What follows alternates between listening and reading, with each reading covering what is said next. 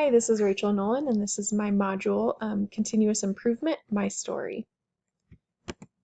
So I wanted to start out with just a focusing tweet. So we're talking about what story schools can tell and how we can change that story in our favor. And so this tweet from Angie Couts is talking about if you want to create a new narrative, how can we write a story together? So where are we now? I teach at a school called Arapahoe High School. I'm going to start with the positives because you should always start with positives. We are meeting expectations in academic growth, academic achievement, and post-grad workforce readiness. We're one of the highest rated high schools in Colorado. We have a 96% graduation rate overall. To graduate, our students need to meet certain MAP scores. I talked to a principal for Module 2 about MAP scores. And then the not so good, we have lower graduation rates for students with disabilities and students from low income families, so students on free and reduced lunch. Our minority students have the same graduation rate as the school overall, so that's amazing. So these two groups are the ones we really need to target to bring their graduation rate up. Again, they will not graduate if they don't meet MAP scores or pass Algebra 2, I believe. And then we also are experiencing declining enrollment, mostly at Arapahoe High School, which I'll get into soon. The district itself, as I talked about in a previous module, Module 3 or 4, the district itself does have declining enrollment. There's declining birth rates in the area, but Arapahoe High School, for specific reasons, is declining much, much faster than the neighboring schools. So where do we want to be? Our UIP goal is that 100% of our students will graduate prepared for meaningful post-secondary opportunities. We are close, we're at 96%. But we are not to 100%, and so we have some room to improve. We also really need to get enrollment up if we're going to keep our teaching staff. So right now, next year is looking at a drop in 10 teachers, and if the trend continues, there will be huge cuts in Arapahoe High School. So how did we get here? The good. Our school hires great teachers. They care about their students. When I was hired, they really liked that I focus on social emotional learning and relationship building with students. Last year I got to sit in on a hiring team to hire a new Spanish teacher, and again we really were looking for someone who cared about their students but also could be rigorous in their lessons. We offer a lot of AP and honors courses, but also some remedial courses. Our math teachers are really good at moving kids into different math classes if they're failing at the semester and not just pushing them on. We have a study center with peer tutors. I'm the National Honor Society sponsor, and so I help provide National Honor Society students to Study Center to tutor kids that need it. And then we have a great SPED program. We have no pull-out classes. All of our SPED students, besides our mod severe kids, are in co-taught classes.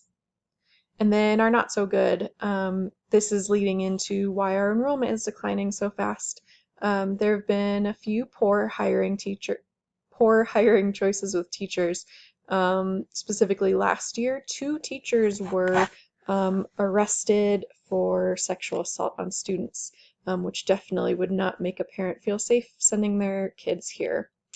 Teen mental health is definitely a problem as well. We have had our share of suicides, student suicides.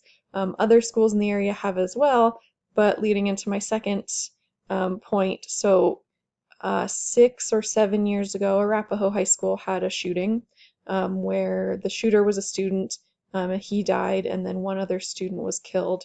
And because of that, Arapahoe has been very transparent with the community. If anything is going on, our school will share with the community, and And so every time there's a student suicide now, it is sent out to the whole parent community, whereas other high schools don't do that. And so, by contrast, our school looks like it has more student mental health and suicide problems than the neighboring schools, which is not the case. And finally, there are not that many supports in place for students who have jobs outside of school. A lot of teachers at Arapahoe give a lot of homework, and if a student is from a low-income family and needs to work to support the rest of their family, they might not be succeeding as well in school and don't have the support. So how are we going to get to where we want to be? We have a thing called Tribe. Tribe in the past met once a month. It's like a homeroom, but now this year we meet every Monday.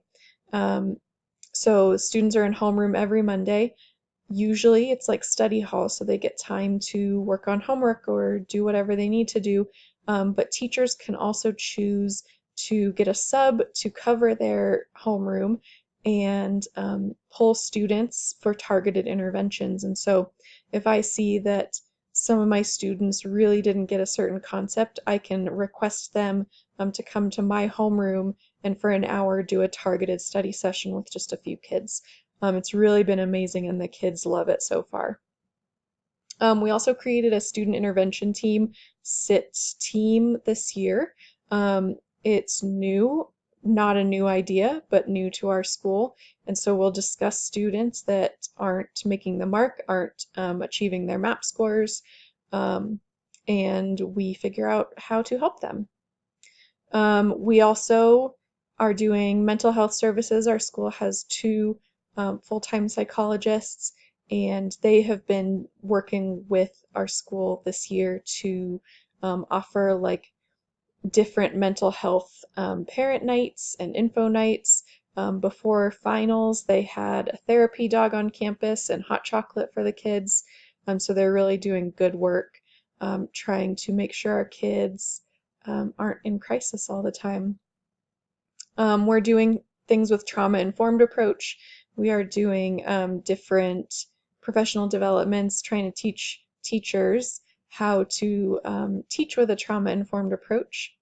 And finally, something that Arapahoe is looking for next year is online course offerings, which could definitely help students who have jobs or for mental health reasons can't come to school all day. Usually with those kids, we're sending them into different schools or different buildings. And if we offered online courses, we could keep those students enrolled at our school, and some teachers could teach the online courses as well. So that would boost our enrollment and help those kids that traditional school day doesn't work for them. So is what we're doing making a difference? Again, I'm going to use another quote. This is Dr. Yemi Stembridge. He came and worked with us a couple weeks ago at Arapahoe.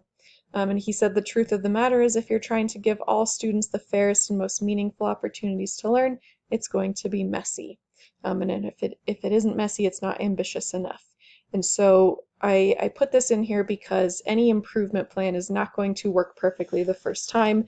And really we need to look for small victories and small improvements before we look for the overall improvement.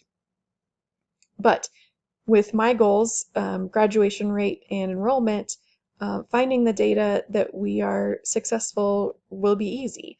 Will graduation rates go up? Will they go up for those low-income families and students with disabilities?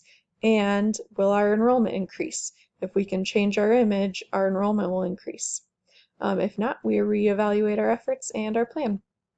So that's the story of Arapahoe High School, and thanks for watching.